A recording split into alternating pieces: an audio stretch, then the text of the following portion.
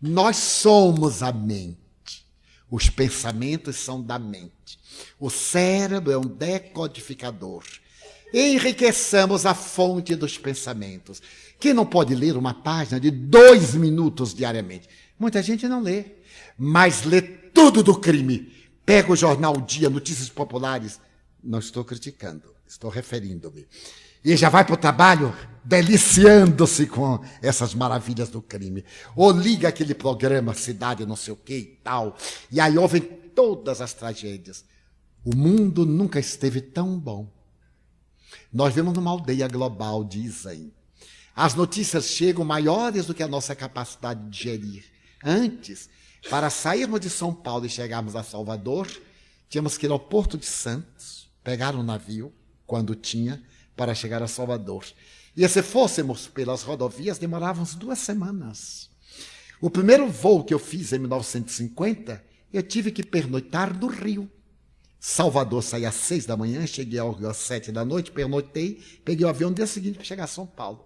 Agora nós chegamos em 2 horas e 10 minutos. Claro que as notícias chegam mais rápido, e como nós valorizamos as notícias más, nós recebemos uma massa fragmentada de informação que não podemos digerir, e as boas notícias não encontram espaço. Nunca houve tanto amor. Há muita violência, dizem. São Paulo e a sua periferia, o grande São Paulo, tem 13 milhões de pessoas. Se houver 1.300 crimes por dia, são uma fração mínima. Ideal será quando não haja nenhum. Mas é uma fração mínima, meus amigos. 1.300 para 13 milhões. É um crime para 10 mil cidadãos. Se houver 130, é um crime para 100 mil pessoas. Uma cidade de 100 mil pessoas que houve um crime. Então é nada. Agora, se nós pegamos os 130 crimes e falamos de uma vez, ninguém respira. É uma coisa horrível. Agora, e os gestos de amor? As obras que tem nesta cidade, de solidariedade. Os que saem no silêncio da noite visitando os que estão tombados nas ruas. Há pouco alguém me falou aqui que sai distribuindo chocolate com uma turma, aqueles que estão deserdados. Outros saem levando pães, outros saem levando sopas. E as casas André Luiz, que recolhem a escória, os incuráveis, só recebe se for deformado, incurável, irrecuperável. Crianças deformadas, com os piores transtornos neurológicos e psiquiátricos. Os senhores já viram alguma reportagem na televisão sobre esta casa? Eu ainda não vi. Em rede nacional, ainda não vi. Os grandes jornais já publicaram uma página inteira, mas o doente que entrou no cinema e disparou foi notícia. O doente do parque foi notícia, foi substituído por um outro doente. E nenhuma obra de amor substituiu a Casa Transitória Fabiano de Cristo, da Federação Espírita do Estado de São Paulo. A Federação, a USE, a Federação atende mais de 10 mil pessoas ao dia, aplicando terapia de passe. A USE, unindo os espíritas, a creche Amélia Rodrigues, ali na Tamaracaia, em Santo André, quantas creches de abnegação, de amor. Não se fala, porque o amor calça sandálias, escorre pelo escuro para não chamar a atenção, enquanto o escândalo se despe diante das luzes acesas. Então, se a nossa mente cultivar o bem e o amor, nós realizamos a cura, a autocura, o perdão, o auto-perdão. O Dr. Maurice Schwartz, quando estava morrendo, nos seus últimos meses, convidou ex-alunos para poder ditar a interpretação dos seus conceitos. E entre os mais notáveis, ele estabeleceu como meta da sua desencarnação uma frase que eu tive a oportunidade de anotar. Aprenda a viver e saberá morrer. Aprenda a morrer e saberá viver. É uma proposta desafiadora. Como nós podemos aprender a viver para sabermos como morrer? fruindo intensamente cada momento da nossa existência. Nós estamos aqui. Vivamos este momento. Fruamos este encontro. Não nos atormentemos com o que vai acontecer à noite, amanhã, ou a nossa volta para casa. A psicologia de Jesus, diz a doutora Hannah Wolff, é a mais avançada. É uma psicologia existencialista, no bom sentido da palavra. A cada dia baste a sua aflição. A palavra que é aflição não é sofrimento, é atividade. Por falta de maior vocabulário no dialeto que ele falava, uma palavra tinha um sentido muito amplo. A cada dia baste a sua aflição, baste o seu turno, a sua agitação, o seu movimento. A cada momento bastem as suas experiências. Ao invés de ficarmos agitados no que pode nos acontecer, ou no que nos vai acontecer, aguardemos que aconteça. Não é uma atitude passiva.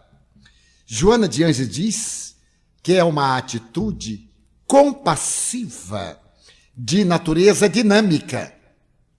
É uma compreensão da paixão dinamicamente. Compassiva. Eu não poderei impedir o carro da vida.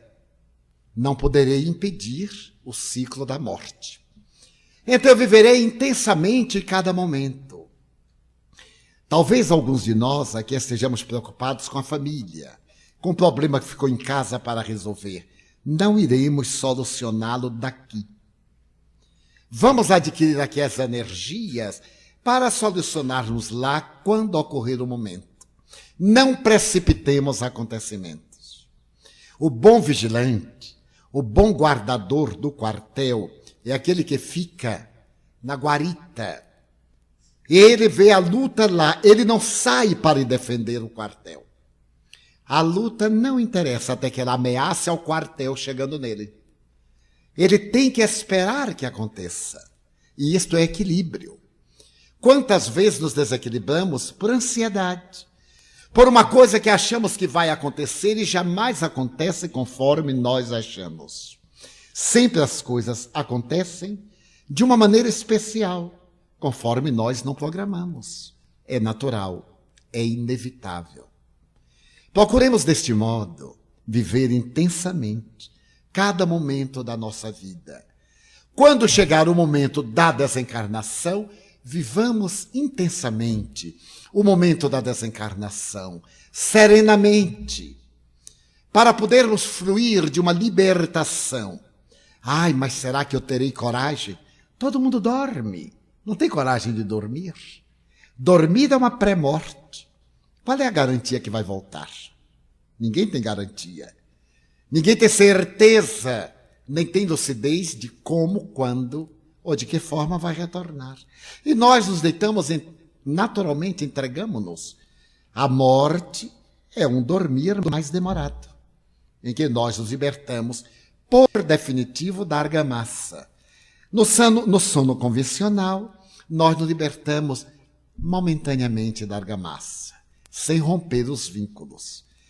Então diz o doutor Morris Schwartz, aprenda a viver e saberá morrer. Aprenda a morrer e saberá viver. Se nós aprendemos a considerar que a morte é inevitável, aprenderemos a viver intensamente a cada momento, porque é tão natural.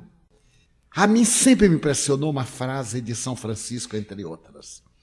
Ele estava um dia capinando o jardim, na Porciúncula, quando Frei Leão olhou para ele, tão sereno, capinando o jardim.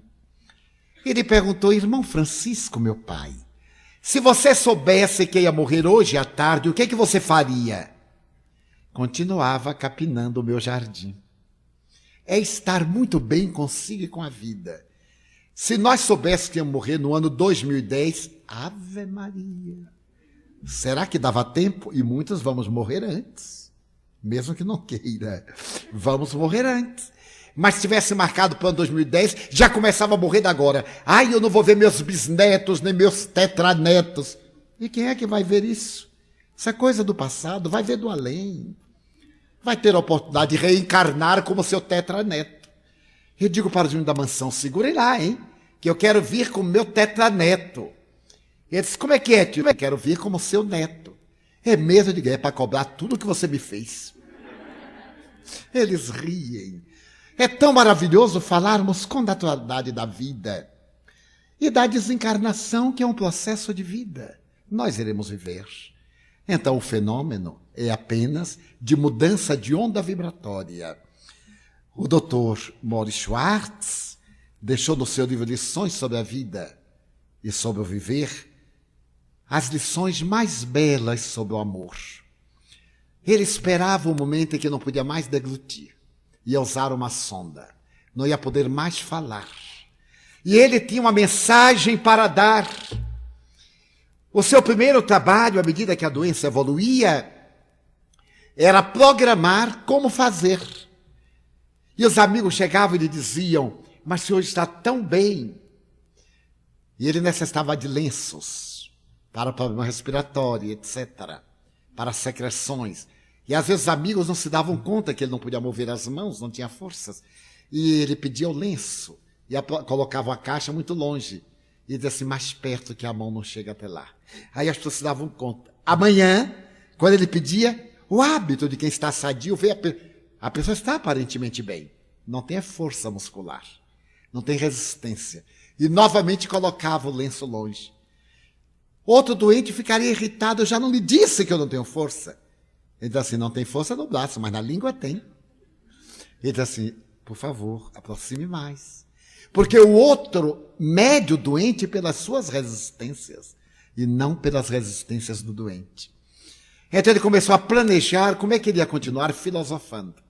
E estabeleceu que os futuros diálogos iam ser com os olhos. Os alunos, os vizinhos, os amigos que iam visitá-lo, falariam tudo o que lhe viesse à cabeça. E ele, com sinais de abrir e fechar os olhos, diria sim ou não. Imagine que forma de morrer. E alegre. Mas ele conta um detalhe muito peculiar. Ele foi à televisão, em um programa Costa a Costa, para 50 milhões de telespectadores. E comoveu a América. Recebeu mais de 100 mil cartas em uma semana. Pessoas que tinham a mesma doença se negavam. Não aceitavam, nem falavam sobre ela. Fingiam que não estavam doentes. Famílias que tinham pacientes com a esclerose não diziam nada. Um outro rapaz, cujo pai morreu de esclerose, ele nunca entendeu porque o pai nunca contou, agora amou muito mais ao pai. Depois conheceu a história do Dr. Schwartz. Pôde imaginar quanto o pai sofreu e perdoou o mau humor do pai. As pessoas mal-humoradas porque tem um drama. E como a gente não conhece o drama, não desculpa. Na hora que descobre o drama é tarde demais. Daí perdoe sempre. Então Schwartz falava, vocês vêm, conversam comigo. E eu procurarei sorrir ou mover os olhos. E quando os olhos não puderem mais mover-se, é porque eu já parti. E certo dia ele estava conversando com o aluno e fechou os olhos. O aluno pensou que ele estava dizendo sim. Não abriu mais. Havia desencarnado. É de uma beleza comovedora. Já imaginaram que bela maneira de deixar a carcaça? Eu me recordo de minha mãe. Eu lhe falava muito sobre São Francisco. E ela era analfabeta. Uma mulher muito inteligente. E eu lhe dizia sempre, mãe, se a senhora quiser, eu ensino a senhora a ler. Só para a senhora ler o Evangelho segundo o Espiritismo. É o mais lindo livro que alguém já escreveu.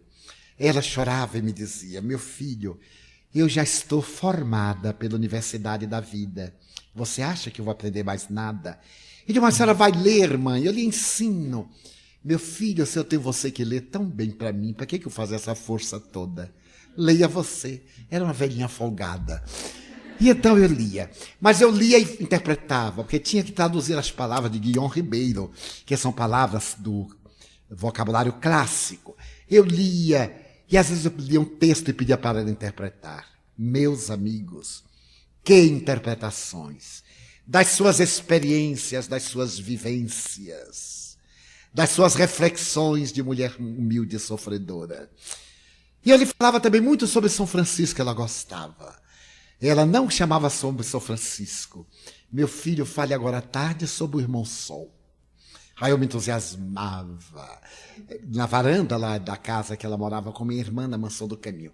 Então eu ficava em pé, ela sentada, e eu falava, fechava os olhos, como se tivessem 20 mil pessoas. E falava, me entusiasmava. Ela sorria e dizia assim, fale mais baixo, que só tem eu ouvindo. E digo, mas mãe, não dá. Não dá para falar sobre São Francisco ciciando. Tem que falar caminhando pela Úmbria. A senhora sabe o que é a Úmbria? Eu descrevi a Úmbria. O Monte Alverne. E aí eu subia no monte. Às vezes ela ficava cansada da minha subida no Monte Alverne. Era uma maravilha, nós ríamos. E depois, quando eu ia recitar os solilóquios de São Francisco, ela chorava. E eu lhe contava sempre que certo dia São Francisco estava muito doente. E ele era severo nas suas obrigações espirituais. E Frei Leão, que era o seu confessor, ele era católico, portanto, acercou-se-lhe e lhe disse, meu pai, eu tenho um amigo que tem um jumento. O jumento está doente e ele bate no jumento.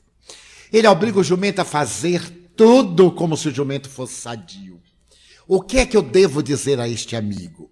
Traga-o aqui. Como é que ele se atreve a tratar mal do jumentinho? Ele monta no jumento? Monta.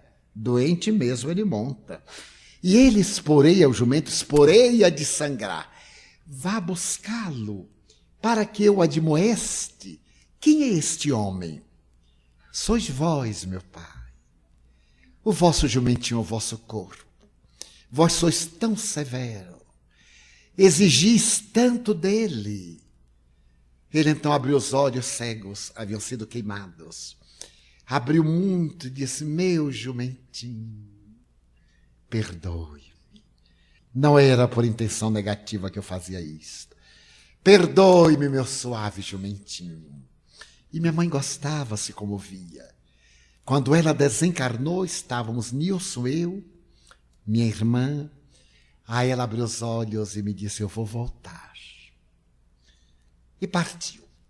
E eu a vi sair do corpo. O espírito Joana de Ângeles e meu pai receberam-na, e ela saiu lúcida, como eu estou aqui. Largou a veste, 86 anos. E então Joana disse, Ana, que bom que você veio. Ela disse, então, é a senhora que é Dona Joana? Ela disse, eu sou só Joana, sua irmã. Ah, minha irmã, a senhora parece com Nossa Senhora, porque todo rosto bonito a gente concebe Nossa Senhora, inevitável. Ela disse, mas eu não sou sua irmã. Aqui está o nosso Francisco, que era meu pai. Meu pai ficou muito nervoso e ela disse assim, seu Francisco, não se recebe um ser querido com agitação. Ele chorando. Aí mãe virou para ele, que ela era baixinha, o que é isto, Chico? Porque mulher baixinha é que controla o marido, né? Marido baixinho é que atrapalha a mulher. Mas então ele se controlou e o corpinho parado. Eu saí do quarto, minha irmã vestiu-a. Voltei e aí eu vi Joana de Ângeles ia levá-la. Joana disse, Ana, aí está o jumentinho. Ela havia sofrido uma série de doenças, acromegalia, osteoporose. Naquele tempo tudo isso era reumatismo. Tudo que não tinha diagnóstico de osso era reumatismo. E ela sofreu muito de reumatismo. Então, Joana disse, aí está o jumentinho. Uma pessoa humilde culturalmente, ela se ajoelhou, que era uma atitude de humildade. Ajoelhou-se e disse assim para o corpo, muito obrigado, meu jumentinho. Será que alguma vez eu maltratei você? Aí eu olhei para ela e me comovi. E ela me perguntou, eu maltratei ele? Eu disse, não, senhora. Mesmo assim, me perdoe, viu, meu jumentinho? Me perdoe. Me perdoe, meu filho, por ter sido tão ignorante. Não poder dar a você. Eu disse, mãe, a senhora me deu um corpo saudável com meu pai. A senhora me deu a luz do exemplo e me deu o maior tesouro que a humanidade pode receber. Confiança irrestrita em Deus. Ela me deu a Deus e Joana levou-a. Como esquecer uma cena desta? Nunca mais. Poucos dias depois, eu estava na cidade de Castro, no Paraná, e proferi uma palestra sobre imortalidade da alma. Assim, num palco como este, subitamente eu me virei e ela estava a menos de 5 metros. Eu tive um choque. Ela estava desencarnada fazia 9 dias. Eu disse mentalmente, mãe, e parei. Ela disse, fale, meu filho. Fale para eles que só existe vida. E eu falei com a alma, porque minha mãe era tão modesta, que toda hora que eu ia viajar, e com muita frequência, eu disse, mãe, vou viajar. E para onde vai? Eu digo, vou pregar. Vou pregar. Hábito da igreja, eu trouxe a palavra de Deus, vou proferir conferência, vou fazer palestra, vou pregar. E um dia, ela já idosa e doente, pegou nas minhas mãos e disse, ô meu filho, eu tenho tanta pena de você. Por quê, mãe? Porque neste mundo todo você viaja, vai para o Rio, para São Paulo, para pregar. Será que lá não tem quem saiba botar esses pregos que você tem que ir? Ela pensou que eu viajava para pôr prego nas paredes. Haja parede, não é? Notem a grandeza da humildade. Eu digo, não, mãe, eu vou fazer palestra, vou falar sobre Jesus. Ah, me diga isto. Depois que ela desencarnou, era a primeira vez que ela me via pregando para os outros, fora da nossa cidade. Quando eu terminei, ela veio, me abraçou e disse, meu filho, que Deus te dê muitas forças. Eu vou pedir a Jesus para Ele ampliar a tua vida e te dar muito mais trabalho. Eu disse, que mãe, hein? Ela acha pouco. Meus irmãos, depois deste ano, as atividades doutrinárias multiplicaram-se-me, de tal forma que eu tenho que ter muito cuidado na elaboração do programa. E ela diz, estou orando. Eu digo, não ore mais não, pelo amor de Deus, basta. E quando as dores, as incompreensões vêm até mim, e às vezes me pegam de surpresa, e eu entro em reflexão, porque eu nunca entro em depressão, mas eu entro em reflexão, e começo também a ter autocompaixão. Eu digo, meu Deus, como é que essa pessoa opina sobre mim sem nunca ter estado comigo? Quando os confrades escrevem no jornal, agredindo-me, atacando-me, eu digo assim, engraçado, ele nunca me viu, que eu saiba. Como pode me conhecer tão bem? Aí mãe chega e diz assim, meu filho, prega o silêncio para ele, o perdão. Então eu gostaria de dizer que o silêncio que gera o perdão é o DNA da alma. O DNA da alma é esse silêncio depois da ofensa, é o terceiro ouvido do Dr. Han. Alguém nos ofende, nos magoa, o amigo diz assim, Divaldo, defenda-se. Se eu for me defender, não faço outra coisa. E Joana me diz, o teu defensor é Jesus. Tu já viste um empregado numa empresa defender-se? A empresa é que o defende. Caso a empresa ache que ele merece a defesa. Tu estás na empresa de nosso Senhor Jesus Cristo. Ele é o presidente da empresa. Qualquer coisa é com ele. Se vão contra ti, o problema é dele. Se tu deste motivo, o problema é teu. Portanto, é teu com a pessoa. E quando tu não és responsável, é da pessoa com ele. Fica em paz. Tu prestas conta a ele e não te preocupes com mais nada. E outras vezes ela me diz, aquele que abraçou a doutrina espírita, e aqui eu respeito que não seja espírita, aquele que abraçou qualquer ideal de enobrecimento, tem a melhor empresa do mundo. O presidente é Deus. O organizador da firma é Jesus Cristo. Os diretores são os 12 apóstolos. Os corretores são os espíritos da luz. Os vendedores somos nós. O produto é bom, a empresa é segura, a estrutura é inamovível. Se ninguém compra o produto é porque o vendedor não presta. Não é verdade? Nós estamos hoje no marketing, que agora tudo é inglês, não é a doutrina do mercado, qualidade total. A qualidade do reino dos céus é total. Se nós, como encarregados de vender esse produto, a vida espiritual não logramos, é porque nós somos maus vendedores. Então, nosso ADN da alma é exatamente essa realidade superior, um ADN, um DNA da nossa alma. Alguém nos agrediu, silêncio para com ele. Pessoas, mas eu tenho que me defender. De quê? De uma calúnia? A calúnia não merece consideração. De uma suspeita? Ah, mas eu tenho... Dizem amigos, temos que defender a doutrina. Uma doutrina que precisa de defensores, quando morrem os defensores, ela está perdida. O Espiritismo não precisa de nós. Nós precisamos das suas propostas. O seu corpo é metafísico. A sua proposta é espiritual. O que está nos livros é diretriz. Mas nós não vamos defender, amigos, é necessário defender a pureza da doutrina. Pois, dona Pureza, que se defenda. Se ela é pura, é inatacável. Não precisa que ninguém diga ela é pura. Ela o é. Queiram ou não, é. Então nós vamos servir bem para que esse DNA, ADN da nossa alma, tenha uma estrutura profunda. Silêncio. Não revide mal por mal. E haja sempre no bem.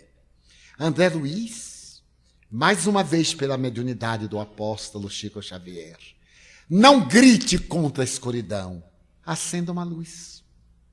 Não é mais positivo acender uma luz do que xingar à noite? É tão simples, acenda um fósforo.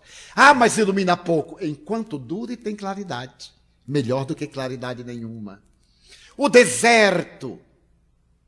Faça um trabalho de correção da salinidade e ele se torna um jardim. O pântano, abra uma vala e ele se torna solo ubérrimo. Uma pessoa má, tenha compaixão para ela e ela muda. Há talvez razões profundas para este comportamento muito infeliz. Então nós teremos diante da realidade do dia a dia desenvolver a humildade perante a vida, realizando a aceitação de toda e qualquer ocorrência de uma forma dinâmica, não é de uma forma parasitária, mórbida, deixa para lá. Não é deixa para lá. Deixar para lá é indiferença, é o amor que morreu. É lutar para que mudemos a estrutura, para que modifiquemos o conteúdo, para que valorizemos a forma. É célebre o grande psiquiatra vienense, Viktor Frankl. Este homem foi para um campo de concentração. Um dos maiores psiquiatras deste século, depois de Freud. Ele foi atirado num campo de concentração miserável. E quando ele viu cada dia, chegava pela manhã, havia um número de pessoas naquele barracão infame. À tarde havia menos. Foram para o campo para as câmaras de gás. Então os alemães deixavam a pessoa sempre na incerteza, quem será o próximo? Na hora da chamada, dizia o número X, Y, Z, um passo à frente. Os outros vão para o trabalho. Esses iam para a câmara de gás. E todos aceitavam passivamente. Duas coisas influenciaram o psiquiatra. Por que que ninguém pensava em suicídio ali dentro? Era uma exceção ou uma crise de loucura. Todos queriam viver. Por que que na sociedade a pessoa pensa em suicídio com a maior facilidade? Foi um dos grandes desafios de Frankl. Quando ele voltou a Viena, a sua querida Viena, sem esposa, sem família, sem ninguém, e ele viu o número dos transtornados psicóticos, maníacos, depressivos que queriam matar-se, para ele foi um choque no campo de concentração, em situação inumana. Ninguém queria morrer. O instinto de conservação da vida. Então ele conta que um dia ele viu os companheiros tão desanimados que ele disse, temos que sobreviver para denunciar o crime. Temos que sobreviver, porque a Cruz Vermelha Internacional fingia que não via. Olhava somente a praça onde iam tocar músicos, mas nunca, segundo ele e outros, visitava as câmaras de gás, nem os fornos crematórios, cuja fumaça era de 24 horas, com o odor da carne humana, ninguém sentia, nem os vizinhos em Dachau. Eu estive lá para ver. Não sentiam a 20 metros do campo, não sentiam, ou fingiam que não sentiam. Quando os russos entraram no campo e encontraram 10.000 cadáveres sepultos numa vala, obrigou o povo a vir olhar e a sepultar, carregar com as mãos. Foi uma bela lição de dignidade humana, porque diziam que não sabiam. A 50 metros das muralhas, como não sabia? Entravam trens cheios de gente e saíam vazios. Como cabia? Era o forno crematório, era a fumaça 24 horas. E então Frankl disse, saiamos para denunciar esse crime, para que esse holocausto nunca mais.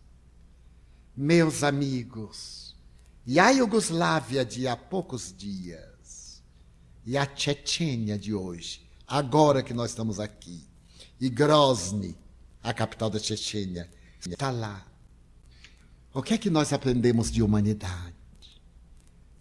Porque o perdão é tão difícil. Há uma outra raça, há um outro credo, há uma outra filosofia, há uma outra conduta. Por quê? Porque ainda não nos deixamos impregnar por Jesus, por Krishna, por Buda, por Maomé. Todos eles pregaram a mesma coisa.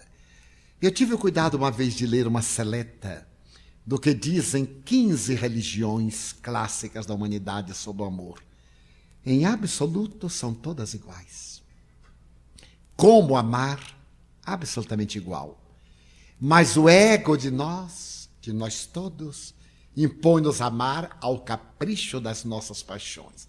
Aí é que vem as lutas e vem o não perdão.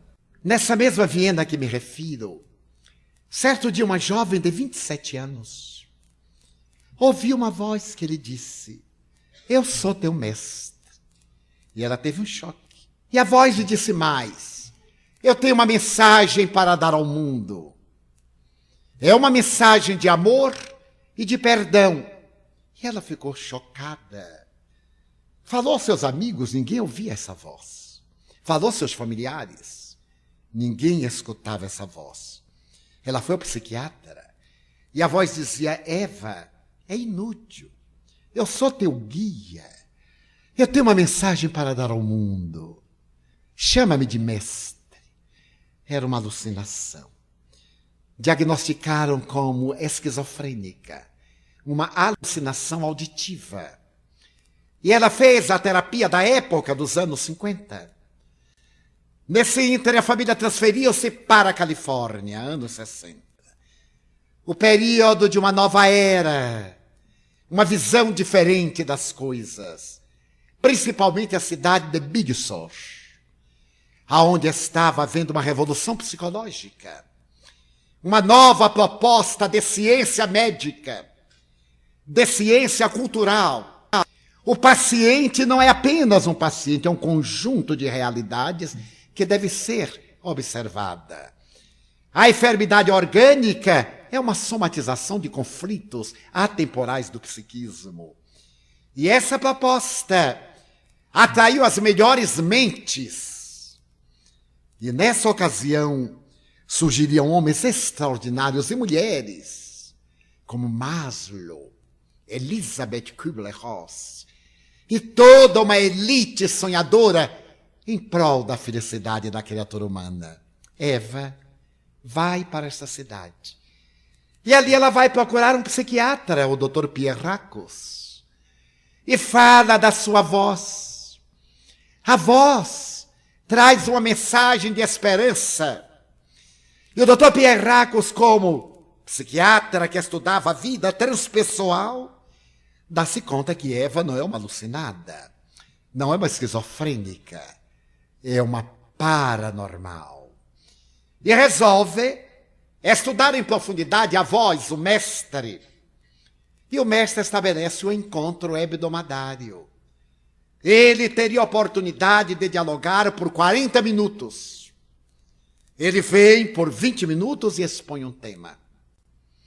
E por 20 minutos ele atende a questões formuladas pelos interessados. Nasce então uma nova mentalidade, uma era nova. E o Dr. Pierracos, claro, casou com Eva. E Eva Pierracos, durante 20 anos, até 1977, é instrumento dessa voz cerca de 274 vezes. E se cria um movimento cultural para estudar a profundidade desta voz. No outro lado da América, na Zona Leste, uma jovem estava escrevendo uma carta quando subitamente ela escreve algo estranho e lê. Nada tinha a ver com a carta. Ela achou aquilo curioso. No dia seguinte, ela sentiu um impulso para escrever. E a partir deste momento, ela escreve páginas de incomparável milagres, no sentido da literatura, da poesia, da revelação espiritual. E o seu livro, hoje, apresentado em 2 volumes, é quase tão lido na América como a Bíblia. A sua teoria dos milagres foi lida, estudada por todos os psicólogos transpessoais e psicoterapeutas da quarta força dos últimos 20 anos nos Estados Unidos. O mundo espiritual começa a cair sobre a América e cada qual se sente um canal. Sente canalizar a ideia que flui do alto. E os fenômenos acontecem. A imortalidade da alma vai para os laboratórios. Surge a psicologia com alma, a psiquiatria com alma, a psicanálise com alma. E essa grande revolução convida os indivíduos a uma meditação profunda. É a proposta espírita através da idiosincrasia americana. E eu me lembrei que um dia, em quase êxtase, eu meditava sobre a excelência do Consolador prometido por Jesus. E quando estava naquele momento, os Espíritos me disseram, dá-te conta que nós tivemos Jesus e o corrompemos. Isto é, defraudamos a sua confiança, corrompendo-lhe a mensagem. E a dor foi terrível. E ele perdoou a nossa ignorância e a nossa ingratidão. E voltou em 1000 vozes. O Espiritismo é o perdão de Cristo à ingratidão para com ele. É a nova chance. Então essa chuva de bênçãos cai sobre nós em toda parte. Nos lugares mais especiais, desde os xamanistas até os transcomunicadores instrumentais, convergindo para o mesmo fulcro, o homem, realidade espiritual. O homem, amor. O corpo não é você total. Você total é algo muito mais profundo. O corpo é você consequência. Como consequência, vai deixar. Você real é o espírito. Valorize o seu corpo enquanto ele valoriza a oportunidade da vida que você tem. E utilize-o com a mais grandiosa elevação que ele esteja ao alcance, para que você possa encontrar a sua plenitude. Pague, então, o preço de estar no corpo. Tenha o prazer de dar uma contribuição pelo seu crescimento espiritual. A dor é uma ensancha de você evoluir. A alegria é uma bênção porque você está evoluindo. A saúde é uma conquista. Pague o preço, sorria. Pague o preço na dor, chore. E agradeça a Deus essa oportunidade Alguém chegou a dizer, perdoe Deus. Não parece paradoxal? Perdoe Deus, que nos dá essa chance pelo caminho que a Ele parece melhor. Quantos me perguntam, por que Deus não nos fez perfeitos e totais? Eu digo que já começávamos acabados. Éramos perfeitos e totais, monótono. Imaginem todos nós perfeitos, um olhando para a cara do outro, ouvindo harpas paraguaias. A gente só aguentava até Ipacaraí. Não aguentava todas. Então a sabedoria de Deus nos dá essa chance do crescimento espiritual, das experiências. Então perdoe Deus e diga, olá, meu amigo. Não poucas vezes, quando tem um grande problema, eu apelo para Ele. Os pequenos problemas eu deixo com Jesus. Mas problemas que eu julgo capitais, eu digo, meu Pai, agora é o Senhor. Quando é com Jesus, eu digo, sente aqui. Faça o favor. Feche os olhos e visualiza o que Ele está sentado. Então eu digo, o senhor acha justo? Ele diz, não, Divaldo. Então, você que tem esclarecimento, desculpe. E quando acaba o diálogo, eu estou acabado, porque ele nunca me dá razão, porque ele é a razão. Ele deu o exemplo. E quando a coisa é muito grave, eu chamo por Deus e digo, meu Pai, só o Senhor. E então vem um dos seus emissários, a dor, um amigo, um insucesso, um convite à reflexão, e eu digo, é a resposta de Deus. Deus está respondendo-me. Tenho que adquirir entendimento para perceber. Exatamente isso disse o guia de Eva. Ora, ele diz, eu sou o mestre. Ora, eu sou o guia. E o seu nome? Quem importa? Eu sou o guia. O guia é aquele que conduz. Quem importa saber como se chama? Se ele diz que é Antônio Pedro Zacarias, em que altera? Importa que ele sim realmente existe. Em nossa terapia, na busca do perdão, do auto-perdão, vamos recordar de Viktor Frankl. Vamos superar a dificuldade, pelo menos para denunciar o mal que existe em nós e nos enriquecermos do bem que vem de Deus, para que sejamos tão plenos como de beleza é plena a vida. E o Evangelho nos diz, mais se pedirá a quem mais recebeu. Perdoar não 7 vezes, mas 70 vezes, 7 vezes. Para concluir, uma senhora foi a Chico Xavier, já contei algures, e disse, Chico, vou separar-me de meu marido. É um ébrio contumaz. Há 20 anos que ele chega em casa embriagado. Não posso dizer que diariamente, mas pelo menos dia sim, dia não. E eu não aguento mais. O Evangelho diz que devemos perdoar não 7 vezes, mas 70 vezes 7 vezes. São 490. Se eu perdoei dia sim, dia não, são 10 anos. 3.600 dias. Eu já perdoei o infame. Portanto, eu estou livre. Posso abandoná-lo ou não, Chico? Chico disse, uai, minha filha. Realmente, quando ele ia terminar a palavra, apareceu Emmanuel. Sempre aparece na hora errada. É uma coisa horrível.